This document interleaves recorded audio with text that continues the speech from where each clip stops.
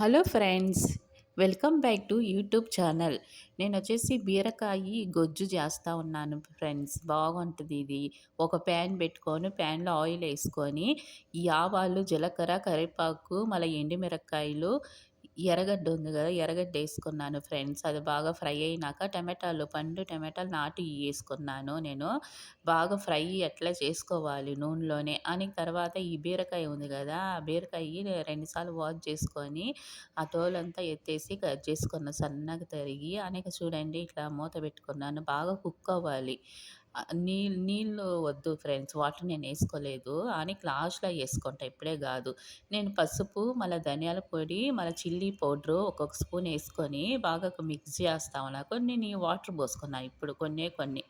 ఇప్పుడు ఎగ్గేస్తాం గదా! అది ఎగ్గు చూడండి సాల్ట్ ఉంది గదా! సాల్ట్ యేసుకున్నాను.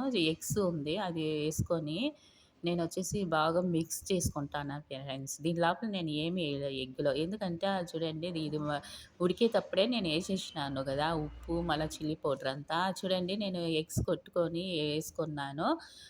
వచ్చేసి అది కొంచెం చూడండి ఒక లైక్ చేయండి, ఒక కమెంట్ చేయండి.